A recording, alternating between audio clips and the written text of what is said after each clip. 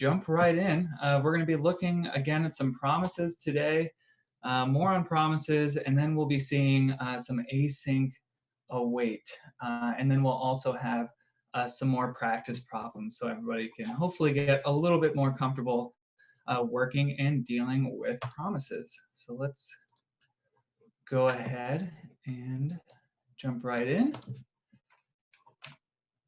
As I said, async awaits, more promise examples.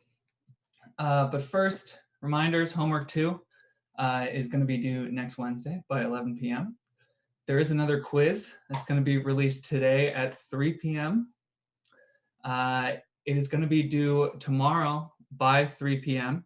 Again, you have the entire 24-hour period there to take the quiz. It does not close after a certain amount of time. Once it's opened, you have the entire 24-hour period to do it.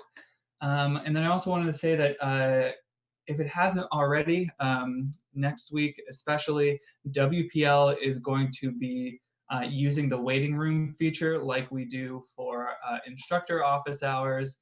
And the reason for this is that there are a lot more students coming to office hours, and it is becoming a little difficult for the TAs to handle all of the questions and also to answer questions fairly. So we are going to start limiting questions to one question at a time, and then we're going to move students back into the waiting room, and then you can re-queue and ask questions again once you get back into the room. And I think that way TAs are going to be able to answer more questions, and hopefully that'll make everybody's lives a little bit easier. And also we are going to be hopefully staffing Wednesday WPLs with an additional TA so we can get more of your questions answered. Okay. Async and await. But first, let's look at promises again. So I did review this in the lecture video, so I'm gonna skip the first part of this. But I am gonna start here again with just how we create a promise object, right? A promise object, when it's created, is in the pending state, and then it can move to either resolved or rejected. And when it does, we can execute code in response to that change in state, right? And the way we decide whether a promise is resolved or rejected is through this executor function that you as the programmer write. So you determine what the logic is for when this promise should be rejected or resolved, right? And then we can execute code in response. If we want to execute a callback function or code in response to our promise resolving, we can do that with the promises then method, right? Passing in the function that we want to call when the promise resolves.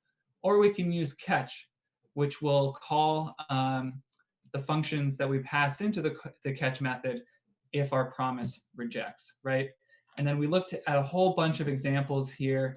And so in this case, our promise is going to resolve after 5 seconds and then just print out, here's your pizza, to the console. Okay, great. We've seen this. Hopefully that aspect should be somewhat comfortable for you guys, at least from what you've seen on Wednesday and in section yesterday. But let's go and see something new here. We didn't really take a look at what then and catch return. And I think it's important to understand what is happening when you call then or catch. And as you can see here, what this slide is showing is that the return value of then and the return value of catch are themselves promises, right? This instance of operator in JavaScript evaluates whether the left-hand side is an instance of this class or this object. So in this case, then promise and catch promise are, in fact, promises. And then here you can see that they're not actually the same promise as our initial promise. The underlying details of that are not incredibly important, but the reason I wanted to emphasize that is because then wraps the return value of the function that we pass in to the then method in a promise itself. And so if in this case, process string doesn't return a promise, right? It just returns a manipulated string value that was passed in from my new promise. But even though this doesn't return a promise itself, right, then still returns a promise. And this promise that is returned here is immediately resolved. And its return value is the return value, or excuse me, its resolved value is the return value of this process string function. And so if I can show you this, I'll copy this, put this in the console. And you can see here that I logged out the then promise, the result of this then method call, right? And if I look here, I can see that this promise is immediately resolved, as I said, and its value is woohoo, which was the result of calling process string, right? But I didn't have to return a promise in process string here. This already occurred for me. That is what the then function did here. It wrapped this return value in a promise that was immediately resolved and whose resolved value is the return value of that function. And I can show you on the next slide here that if I do this myself, instead of returning the value directly, if I myself wrap this in a promise that immediately resolves, whose resolved value is the return value, right? If I execute this, this is the exact same outcome as before. This promise immediately resolved with the return value. So this then function is wrapping that in a promise, okay? But what if I, instead of just passing back a value, right, or passing back a promise that immediately resolves, what if I have this resolve after a certain period of time? I'm returning a promise that takes 5 seconds to resolve. So let's see what this looks like. And again, I'm going to print out, log out then promise. And if I click this, you can see it's pending, right? And it takes 5 seconds for this to actually change status. And if I print out then promise again, you can see it has resolved because it's been 5 seconds, and that's my status right here, and the output value. So you can see that if I just pass in a function here to then that immediately returns a value, just returns a value, then automatically wraps it in a promise that immediately resolves with, and its resolved value is the return value of that function, right? And we saw that this was equivalent here. But if I return a promise that takes longer to resolve, then returns a promise that resolves at the same time that this one. So it actually, basically, you can almost think of it as replacing that with this promise. This promise basically almost gets returned by then, right? So it actually takes 5 seconds for this to resolve. And then when it does, it has this value here, which was the value that was returned by the process string function that we saw in the first example, right? And this is the behavior, this ability for us to chain promises, right?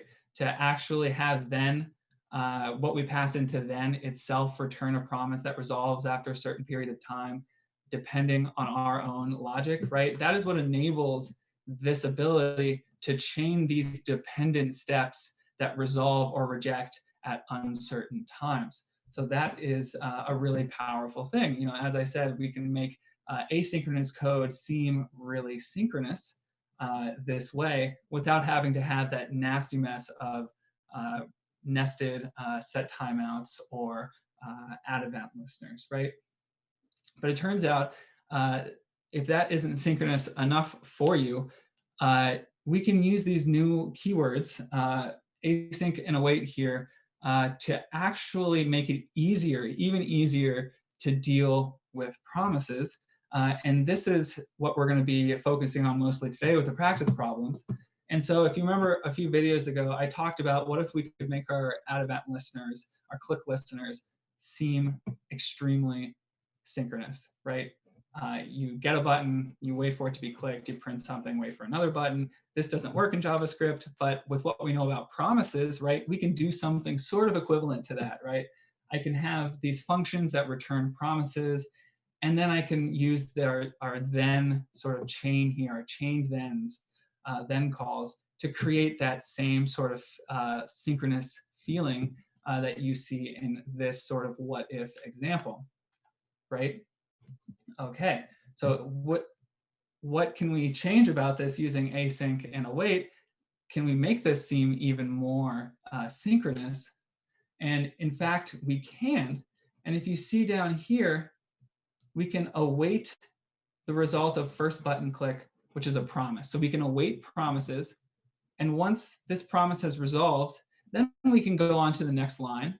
And then when we hit the next await, we will wait for this promise to resolve and then call the next statement. And this is truly synchronous. The await word here halts execution in this function, in this context, until this promise here, the promise that is being awaited, resolves.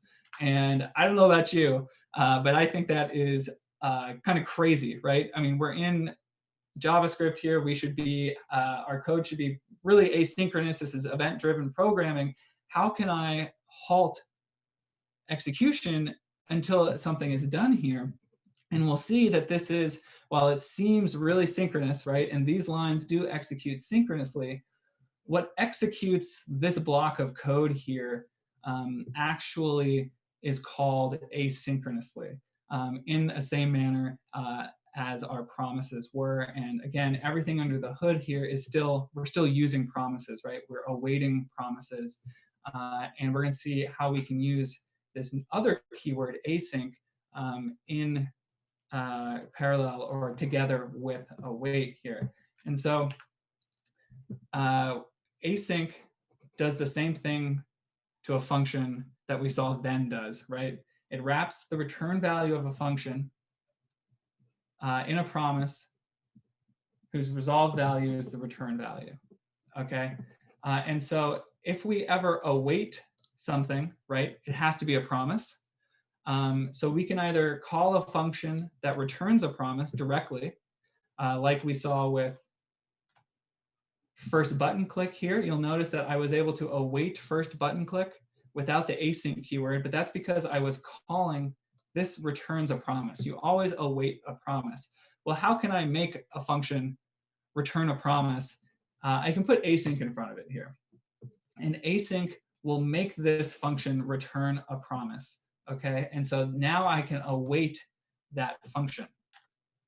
But why do I need, in this particular case, this is a trivial case because I don't need to await the return value of say hello async, right? Because this just returns immediately.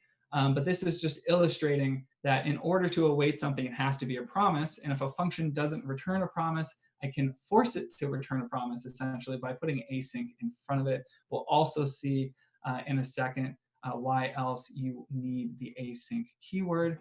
And then I already mentioned here that await halts execution of the code until the promise is resolved, and then returns the resolved value of the promise. So that's really cool, right? So we already saw that when we chained then method calls, we could pass the resolved value into each next function in the then chain, right? Well, we can also get or return the resolved value from a promise using await. It automatically returns the resolved value. So in this case, say hello async is a promise whose resolved value is the return value here. So when I await a promise, I get the resolved value back, right? So I can store hello dubs here as a message, and then I can log out that message. And I'll show you here, I can just throw this into the console, and this works, right?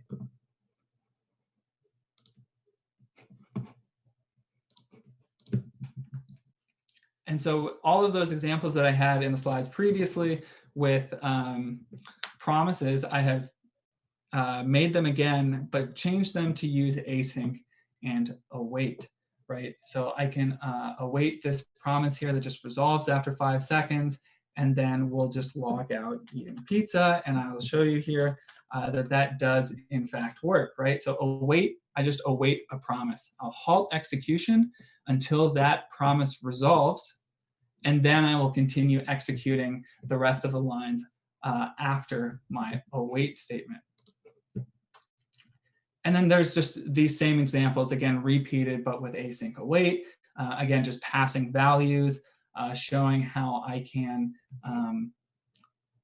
use async and await together. And so these are all the same examples, just with async and await. Now,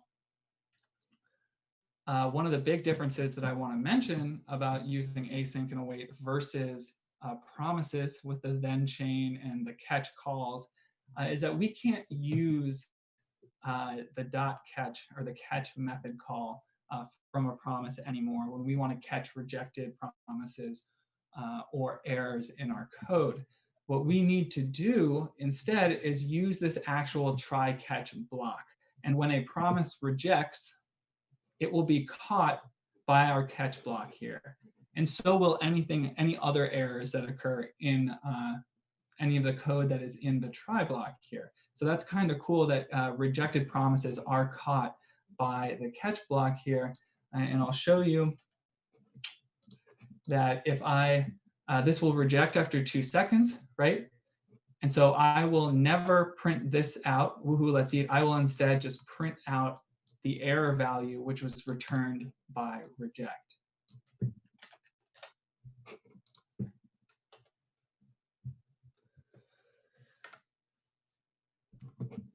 And you can see here, we didn't call woohoo, let's eat, and we printed out the reject value here in our catch block.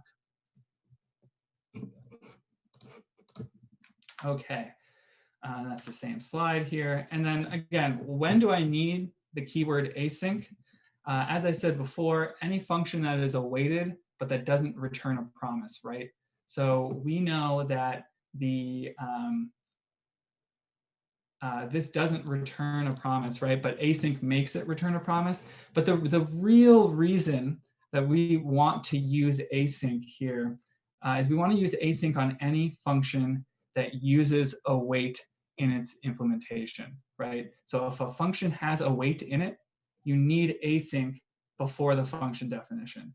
And why is that, right? So I said that this code here, anything with await halts execution of my code, right? This block of code here is running synchronously, right?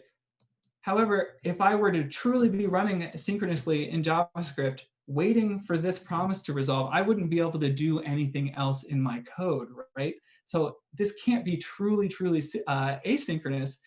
What's happening here is that when this function executes, order pizza, and we hit the await line, the browser, the JavaScript actually jumps back out of this code and returns a promise, right? And that's what the async does. Remember, it returns a promise. So whenever we hit await, we are going to halt the code. We're going to jump out of this function, and we're going to return a promise. And we will resolve that promise, right?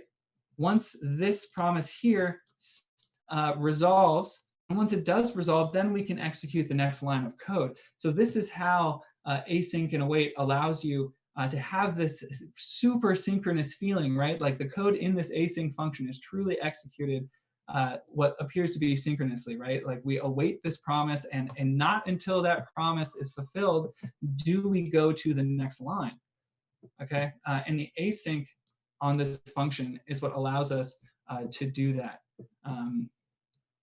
And I know that's a little confusing. It's a lot, especially with promises, but we're going to see some examples that hopefully will clear that up. And we have a question from Nikhil. So how does the catch know that error is rejected back here?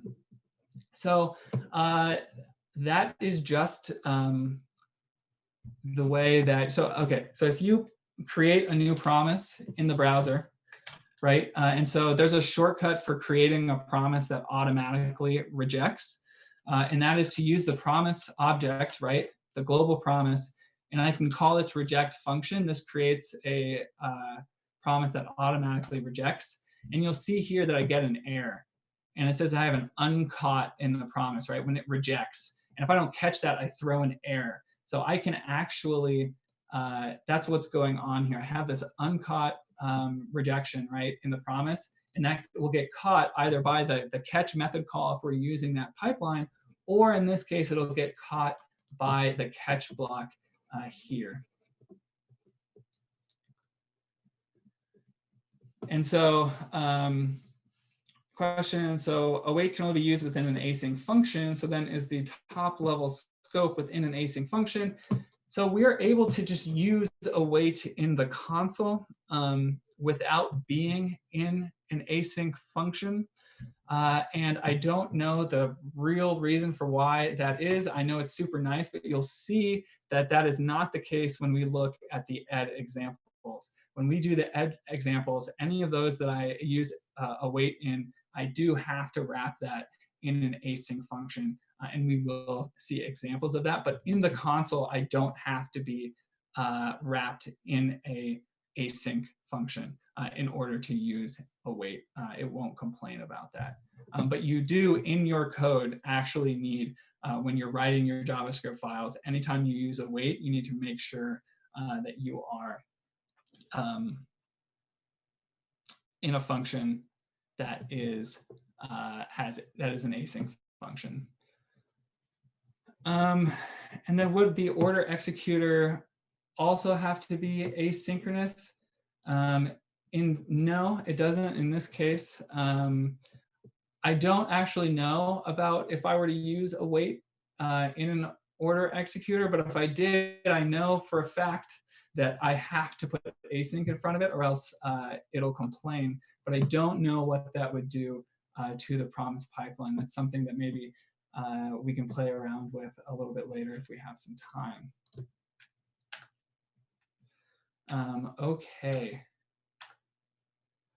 And then I mentioned this in the lecture videos, but some of the big reason that we care about promises is because there's something coming up next week that uses promises that we want to be familiar with. And I'm going to skip over this really quickly, but there is a API built into the browser, this global fetch method that allows us to request resources from other servers on the internet, right? And so I can actually request an HTML page, right? Just the pure HTML text using fetch. But we'll see that we can get back targeted data from APIs, from servers that are serving particular bits of data. They might be hosting a server, let's say, with movies. Every movie you could possibly imagine, I could request from that server a particular description of a movie and return just text about that using fetch. But in this case, in this example that I was showing, I was using fetch to just do something simple like getting weather.com, and the fetch call returns a promise. And we're going to be using fetch a lot coming up, and so we want to be really comfortable with how fetch works. And this is just sort of an example of what we might do with fetch. We would request like the weather.com website, which would be totally pointless unless you wanted to see the HTML for some reason. But then we would check the status code. Is it 200? We would get the text off the response. We would process the response. And then we could catch an error. And I could do this with a then pipeline, or I could use async await to handle the promise that fetch returns. And what I put together was this simple example here.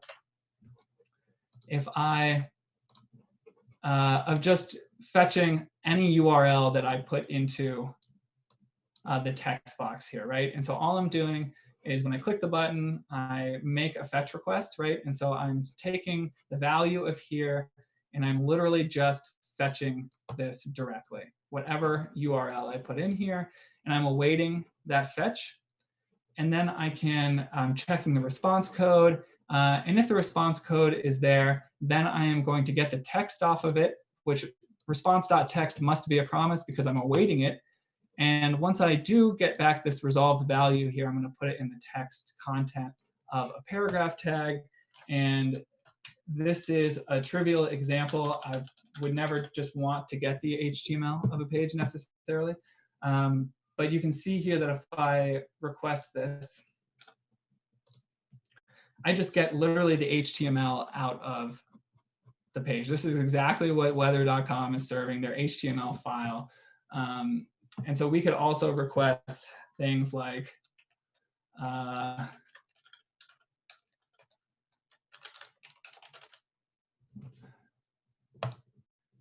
and get back a dad joke from this API. I can has dadjoke.com. I gave all my dead batteries away today free of charge. I mean, who wouldn't want to use fetch to get a joke like that? Okay, so I know that was kind of an in-depth overview of the lecture material already that I went over in the videos. And that is purposeful because promises and async await are a very, very complicated and confusing topic. And it takes a number of times of seeing them and doing practice problems to truly feel comfortable with these concepts. And so if you're still not feeling comfortable, join the club. This is really complicated and it takes some time.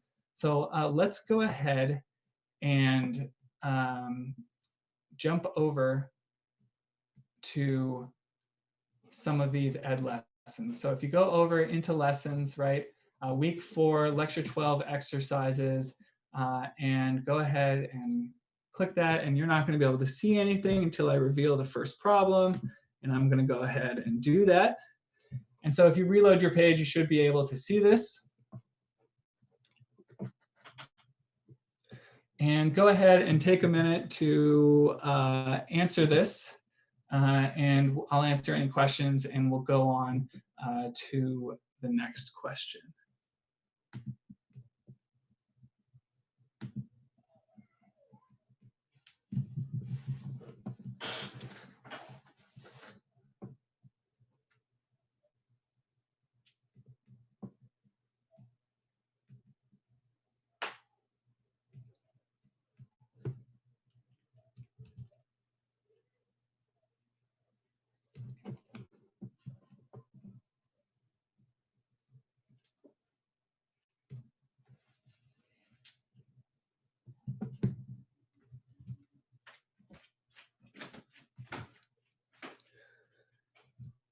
Okay, I'm just going to go ahead and answer this one. What is the value of variable new thing? This is going to be a promise object. It's a new promise object here. And again, we can see this directly just by comparing a new thing to order pizza, and you can see that that's false. And so we went over this, right? Clarified that then and catch return new promises, even if the function I pass in itself doesn't return a promise. Okay, let's go on to the next exercise here. So I have unhidden problem 2. So let's go ahead and see that one. All right, this is another promise problem with thens and catches, and then we'll move on to some async and await examples.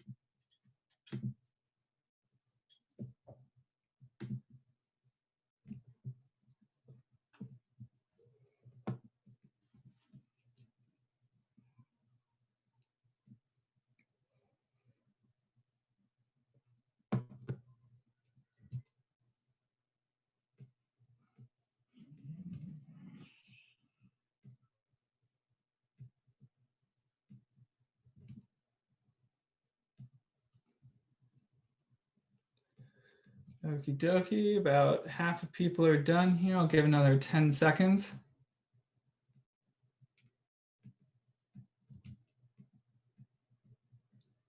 Okay, about everybody has answered it. So let's see here. What's the output in the console? Success, failure, throws an error. It is actually going to be failure, success here. And we can see that if we run this in the console, we do in fact get failure and success. And this sort of goes hand in hand with what I was just saying about then and catch, returning new promises that in some cases, right, if they just return a value, if this function, right, doesn't return a promise, then and catch are just going to turn it into an immediately resolved promise, right? So if catch here, right, this rejected, so I am going to catch that, but catch returns an immediately resolved promise, right? So if this promise is resolved, catch returned a promise that immediately resolves, okay? And I am then calling this function's, or this promise's then method, and passing in my own function. And we know that the functions we pass in to the then method, right, are executed when that promise resolves, right? But catch returned a immediately resolved promise, okay? So then we are absolutely going to execute this function here. And that's why you're seeing this. And this may be really confusing. And this is why we want to avoid putting catch anywhere else except for the last spot in our then catch chain. Otherwise, you get this really confusing behavior of catching an error, but then resolving it basically for the rest of the then calls. What we want to do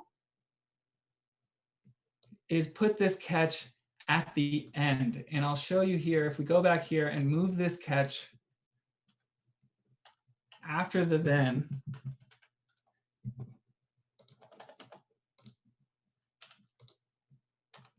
and execute this, then we'll just get failure. And this is the behavior that we want, right?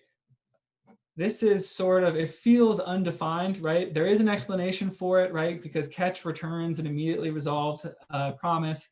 So therefore, when we call its then method, we're going to execute this. But that's terribly confusing. So what we want to do is always put catch at the end of our then chains. And Lauren asked, so if you had resolved the original promise and catch was first, would it execute the then or no? Okay, so let's go back here. I'm going to copy this over. I'm going to put this down here. And so this is the original problem. And I'm going to change this to resolve, right? And in this case, we're just going to get success, right? Because catch only cares about rejects, right? When we reject, and we didn't, we just resolve, so we're going to go to the then call. And again, the overall result of this promise will not be rejected, again, because then returns a new promise, right? And if I pass in a function that doesn't return a promise, then the console is going to wrap the value, the return value of this anonymous function, which is undefined, it doesn't return anything. It's going to wrap it in an anonymous, in a new promise that immediately resolves. So it's resolved. It doesn't reject, it always resolves. So even though if this is rejected, the return here, this return value,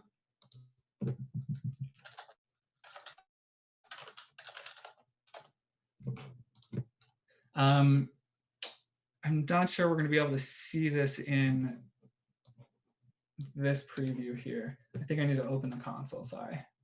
And if I put this here and reject, right? And then print out check promise here, then we're resolved even though we rejected, right? And the same thing would be true if I just did the catch here, right? So I've rejected, here's the return value of the catch. And now if I look at this promise, this is again resolved, right? So that's why you get that then call executing. And this sort of nitty gritty, like understanding of the behavior of like chaining different orders of catch and then is not something that you're going to have to deal with as long as you remember to put your catch statements or catch method calls at the end of your then pipelines. If you do this, then the behavior is always going to be as you expected. And so Jeremy asks, so do both then and catch return resolved promises automatically? So as I was saying, if the function I pass in doesn't return a promise, then yes, then and catch return immediately resolved promises whose resolved value is the return value of this function. However, if I passed in a function, right, that returned its own promise. So if we go back over into the lecture and I show, let's get back to one of these here. Sorry, I'm trying to find a good one, right? So here, I returned a promise, right, that resolved in 5 seconds, right, into the then method. But what, and I showed what was returned here in this case is a pending promise. This is not immediately resolved, right? This is pending because the return value here in process string is a pending promise and it doesn't resolve for 5 seconds. However, when I come over here and I pass in a function that doesn't return a promise, it does return an immediately resolved promise. And that's why you get this crazy sort of unexpected behavior. Exactly. So its return value is the result of the function passed in, but non-aught promises act like resolved promises. Yes, that is a good way of thinking about it. So if this function that I pass in doesn't return a promise, it acts like a immediately resolved promise. And again, if I pass in a function that returns a promise, then this will be the promise that gets returned here will have the same, pending or resolve process as the returned promise, which I was showing with this example here. Whew. Like I said, promises are a tad bit confusing, and it does take some time. So if you're not feeling comfortable with this, again, you're not alone. This is really a complex concept that we're dealing with. So let's move on to a slightly easier problem here. I'm going to unhide practice problem 3.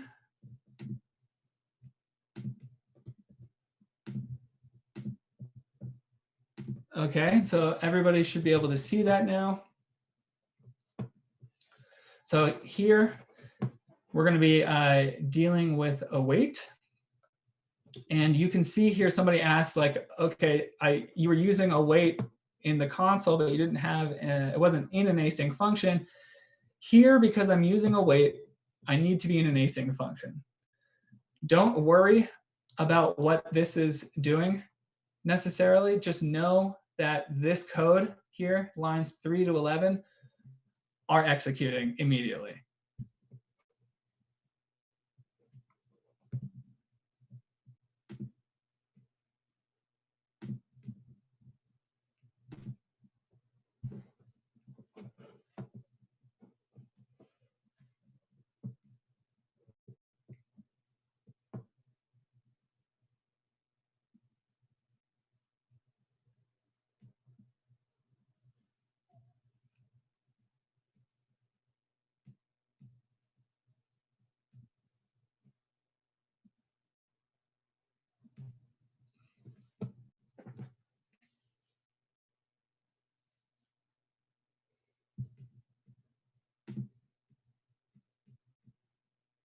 Okay, I'll give this a few more seconds here. It seems like most people have answered this.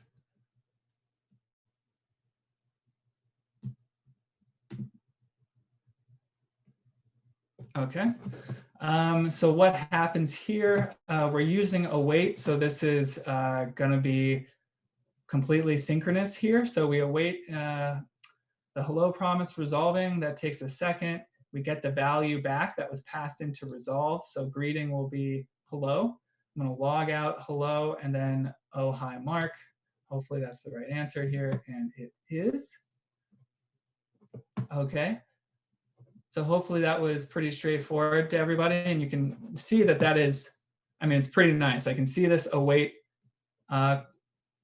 statement here, and I know that this code is going to execute synchronously. Okay, so let's go back, and I'm going to unhide the next problem.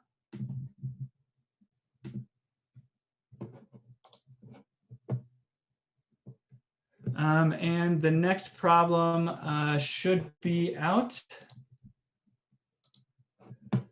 And the question is, what type of object is greeting? Why is greeting a string?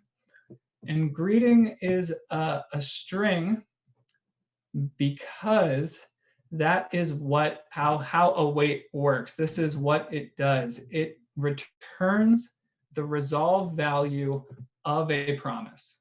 And what I passed into my call to resolve was the string hello, right? So this was similar to me doing, if I were to change this, instead of using await hello, make this a promise, right? So I could have done hello.then console.log, right? And then I could have done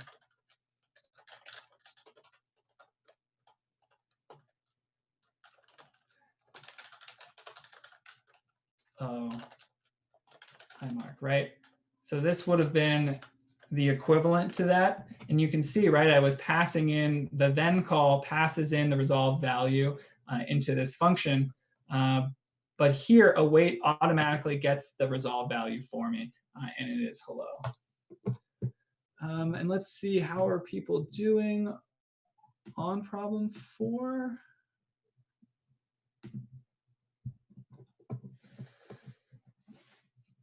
Let's see here. Why is greeting a string? How is that different from the first example? This example, are you talking about how is 4 different from 3, Eliza? Is that right? How 4 is different from 3? 3 here and 1. In this case, it's really not any different. This is just us using await instead of then, right? So it's basically a different way of dealing with promises. We can use the then chain, the then methods to chain these functions one right after another, or we can use this await word to execute our code until that promise resolves and we get its value back. It's kind of up to you how you want to, when you want to use the then methods or await async. But there are some cases where await async is the way to go. It's just much easier and prevents you from having to nest callbacks again. So it is similar. It's just the implementation using await instead of then. And so let's see here, how are people doing on problem 4? Everyone's done. So let's take a look at this. So what happens here? What is the correct order of console output? So I'm calling hi bye, which does hello. We await hi mark, which resolves after a second. Then we log out the response. So I know that this, when I hit this wait, I know that I am going to jump out of this function immediately, right? That's what I said. I halt the execution, I jump out immediately. So when I called hi bye, I got console log, so I did that, but then I hit the await, which takes a second to resolve, so I'm going to jump out. So hello is going to be first, right? And then I'm going to come down here and I'm going to call the end, and then eventually, after a second, this is going to resolve, and I'm going to do oh, hi mark, and then bye, and let's see this, and that is right, and I didn't just make this up. This actually does happen. Hello, the end, oh, hi mark, bye. Okay, so that might seem a little confusing, and the question is, how does hello come before the end? Isn't it asynchronous? Well, this is one of the fun details about async and await. So hi bye does get executed up to the point that I hit this await. Okay, so this function hi bye is synchronous until I hit this await. Once I hit the await, then I'm going to jump back. There'll be a hi bye here will be a promise, right? Because async functions return promises. Then I will execute the end, and then eventually this code in here will continue executing the console log statements once hi mark has resolved. And so there's a question, if there wasn't a timeout here, if I didn't resolve this function after a second, would the order be different? And no, it wouldn't. So we can see this here. If I just get rid of the timeout. And so I'm going to immediately resolve this. And I'll go over here. And you can see I get the same thing. Hello, the end, oh, hi, mark, and bye. And that is as we would want, right? We do want this. The whole point of async is to be asynchronous. And when we hit await, we want to jump out of this function. We'll halt the rest of the execution of the function until this promise returns. But this is async, so we want to go back to what we were executing. And this will execute the statements after the await will execute later. And so I do have some other questions here. What does an async function return? Right? I asked this. Let's, if I console log what hi bye is here, we can see this. And you can see it is in fact a promise, right? So that's what I said, async functions return promises. How would the order change if we put the end inside our async function, right? If I put the end here instead, then this order is going to be as expected, right? I would get my hello, I would await here, and then I would get oh hi mark by the end, which is what we see here. And then how would the order change? Let's see this. If I were to put await in front of hi bye here, okay? If I put await here, what's going to happen? Well, first of all, we know that this is going to halt execution of my code. So this is going to make this synchronous again, right? But I can only use await if I'm in an asynchronous function. So this is where we get into that case where I need to wrap this code in an asynchronous function. And this is sort of not pleasant to have to do because we're in ed, and ed has this peculiar requirement for us. We're not in the console where I could do this. But if I wrap this in this async function, hit tab here, you'll see if I await this and now I execute it, I again get not what I was expecting here.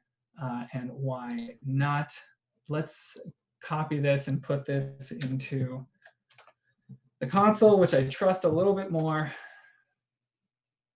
Oh, I know why. OK, because I still have this wrapped in a console log, and console log does not return a promise. OK, so let's try this again. OK, hello, oh hi mark, bye, the end. Great, the world works as I thought it did. And let me take a look at what the next question is. If it's short, we'll go ahead and do it. No, it's not. So I think we'll end there, and maybe I'll unlock these problems, these practice problems for people to go through so you can do the ones we didn't do. They're just about converting await and async to promises, and or to using then and catch, and then using then and catch back to async and await. So check those problems out. I'm going to stick around and continue answering questions for the next 10 minutes or so. We have office hours after this, so feel free to stop by. But otherwise, have a good weekend, everybody. Okay.